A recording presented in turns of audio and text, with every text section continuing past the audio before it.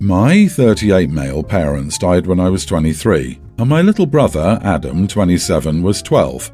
He inherited my parents' money in an account with me as a payee until he turned 18, but he asked me to manage the account for him after that.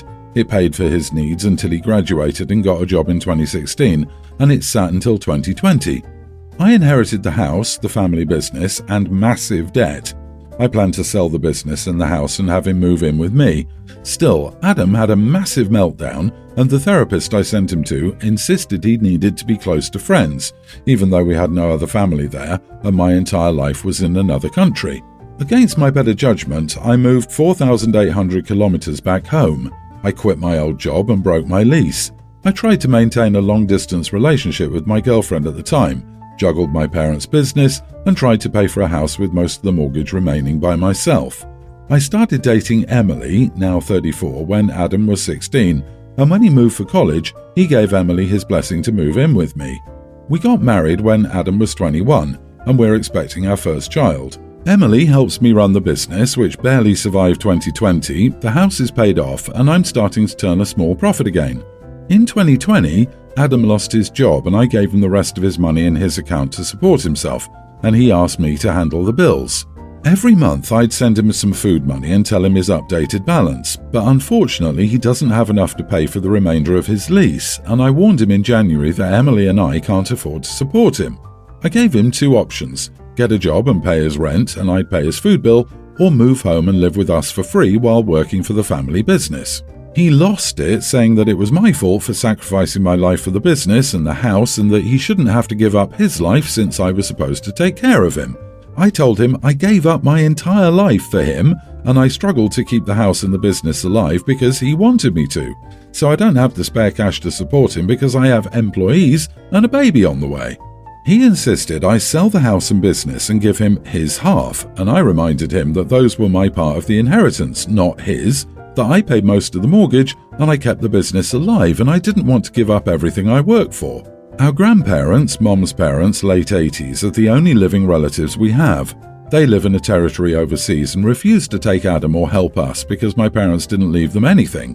I was stunned when I received an angry phone call from my grandma, calling me a greedy idiot and telling me I should be taking care of my little brother. I reminded her that he's 27 and needs to get a job and take care of himself, and I let her know I offered him both a home and a job with me, and he said no. Not the idiot. If Grandma's concerned that her grown grandson needs to be taken care of, she's free to take him in and finance his life. You've done your part, and now it's time for him to grow up and do his. Your brother is now 27. You did the best you could to take care of him, but he's an adult. The only thing you've done wrong is continuing to take care of him for this long. You're his older brother, not his parent. It's time for him to start doing things for himself and to stop expecting you to do everything for him. You realize you're likely to lose your second relationship because of Adam, right? So don't dare let him move in with you. You and Emily will need 150% of your emotional, physical, and financial energy to focus on your baby and the business. It would be best if you stopped enabling Adam. You've let this continue for far too long. He's manipulating you and has been for a long time. He's far too old to have these kinds of problems, and the reason he does is that he knows you'll baby him and figure everything out. So why isn't he paying his own bills? Why are you sending him reminders every month? Adam is a grown toddler.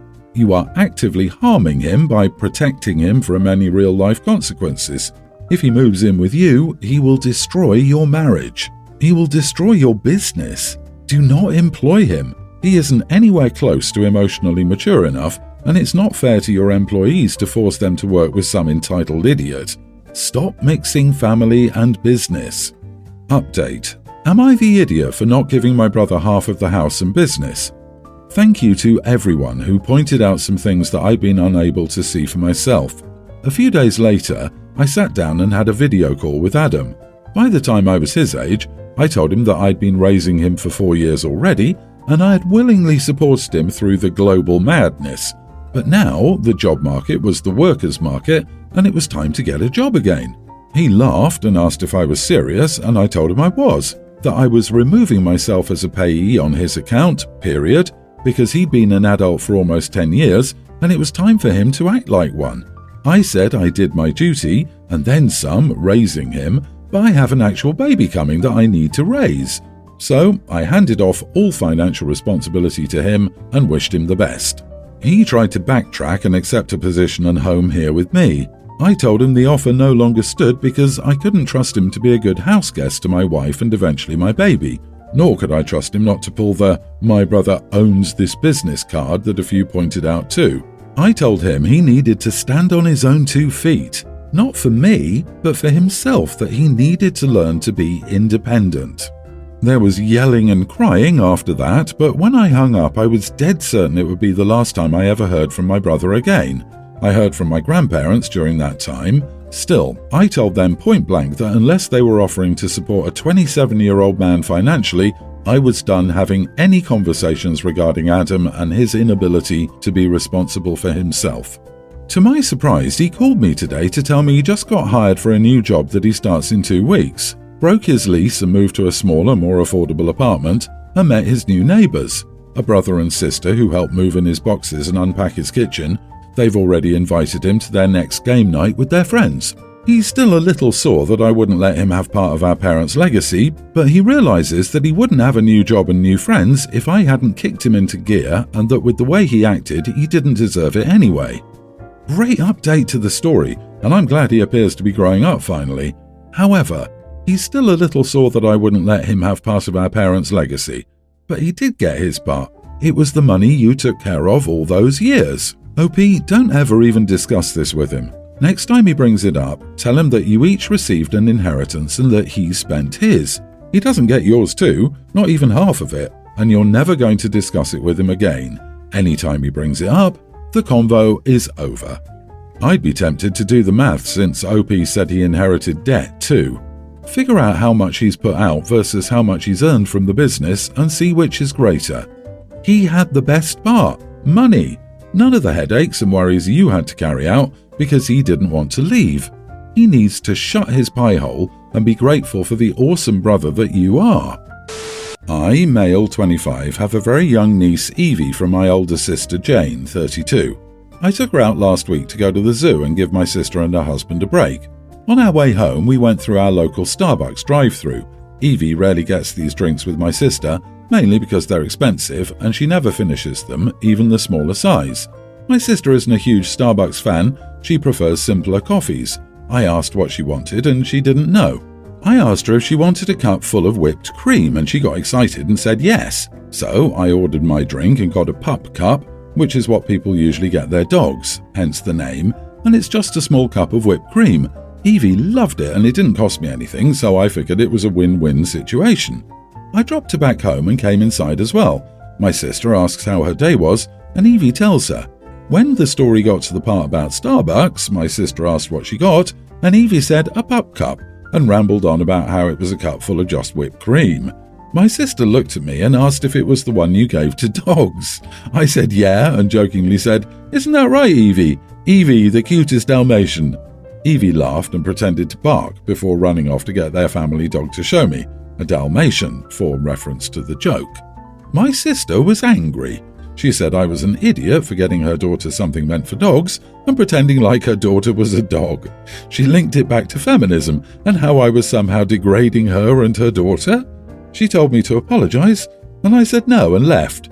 Our dad told me that Jane was just being protective of Evie and that I should just apologize since it wasn't worth it. I plan on doing so since it's such a big deal to her, but am I the idiot from an objective standpoint? Not the idiot. Your sister went a bit overboard in her ideas of feminism. Heck, I loved pretending I was all sorts of animals when I was younger, plus I'd still take a cup of whipped cream any day. The child enjoyed her pup cup. It's a damn cup of whipped cream. Your sister should be apologizing to you. Sounds like your niece had a great day, and I'm sure she'll remember the pup cup fondly. Your sister? I don't know. Sounds a little bit touchy. I could understand it had you given her a bone or a snack back of kibble, but it was a harmless treat she enjoyed. Not the idiot, but your sister knows whipped cream isn't actually for dogs, right? Technically, it means that we treat dogs like humans. Do we de-dogmatize them? LOL. I, 27 female, moved out of my parents' house last year since their codependency was really wearing me down.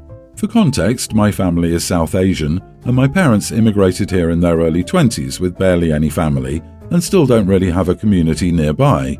My parents don't get along and rely on me and my brother, 31, for support and company. My brother still lives at home, works fully remote, and doesn't really have any friends or community of his own, and to my knowledge never dated before. My parents have lately been getting antsy about getting my brother married because, due to our culture, 31 feels very old to them. So they put his bio data on several matrimonial sites and encouraged, maybe even forced, my brother to talk to girls via phone call until, hopefully, he finds someone he likes. This morning, my mom was getting frustrated that all his conversations were fizzling out and sat me down, I'm visiting for the weekend, to ask for my help. Things like how should he be texting girls, what should he say to them, what sort of questions should he be asking.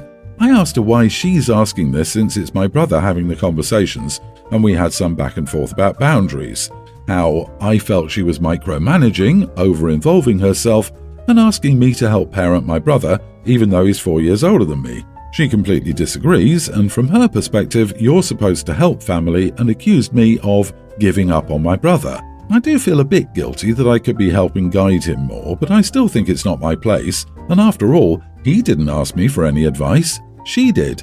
It really is such a huge clash of Western ideas of independence versus her sense of community, which to me also means enmeshment. Am I the idiot for trying to set boundaries? Edit. He doesn't seem interested in getting married or talking to girls. We don't talk much, so I wouldn't know if he's gay, but he does seem socially anxious and in general is not very comfortable meeting new people, and will use any excuse not to go places when I invite him to meet a few of my friends.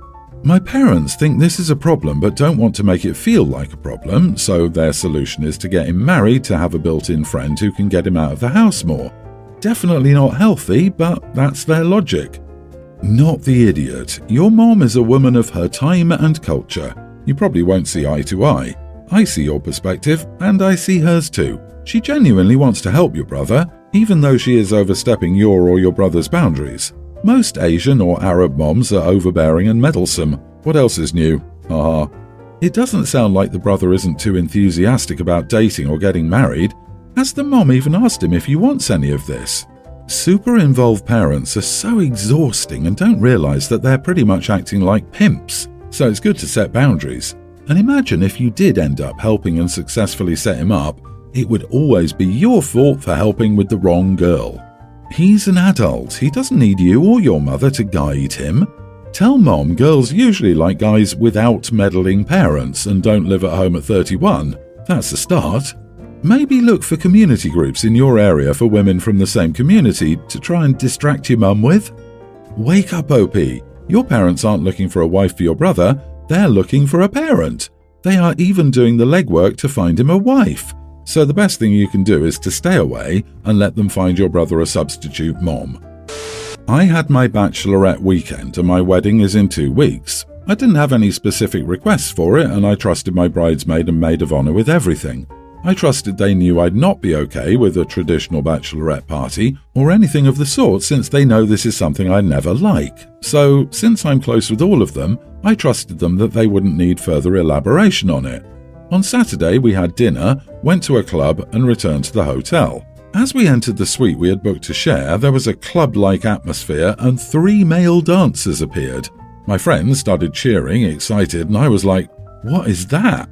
I was totally speechless and I didn't know how to react. The dancers took my hand and sat me down and started dancing, and that's when I got up and left the room on the brink of tears. I immediately called my fiancé to let him know. This is a boundary we have in our relationship that goes both ways, and I wouldn't want him to think I'm a hypocrite if someone took pictures. I explained the entire situation to him and how I left after less than 5 minutes. He comforted me and asked me if I'd cleared it up to the girls beforehand, and I told him I trusted that they wouldn't do something like that since they knew my stance on it. I went to the hotel bar to stay alone, and later my bridesmaids and maid of honor came and found me and said that I should chill and have fun. I explained to them why I felt that way, and they simply told me it was a one-time thing. No matter what I said, I felt like I was not having my feelings respected. We went to the beach on Sunday morning and then returned to the hotel, showered, packed our things and left. Most of the time, the girls wouldn't even talk to me. While we were on our way back, one of them said that she was very upset with my reaction and that I made them feel guilty for trying to do something nice and fun for me. My maid of honour also said that I better not blame them because I'm the one who ruined my bachelorette weekend, and that's on me. Am I the idiot? Everyone's the idiot here. I think it was wrong to assume they know, as they obviously didn't. If you're that against something, you should have said it when you asked them to plan the thing. I'm a vegetarian, have been for 15 years, but if I'm planning to eat dinner at someone's house who isn't a vegetarian, I always kindly remind them of the fact, because I don't expect them to remember my preferences if they eat meat. You are the idiot. You could not have actively participated and told them that even though you're not into this stuff, it's fine if they want to enjoy it, but obviously you should have talked to them about how you felt calmly and maturely. Apologise to your friends. They put a lot of effort in. Just explain why you were upset. It was her bachelorette party though, so why didn't they throw themselves a party instead of having a party for the friend they knew hated such parties? Oh wait, that's exactly what they did. You are not the idiot, OP. That's the crux of it though. They weren't trying to do something nice and fun for you. They did something that would be nice and fun for them. They should feel guilty about that.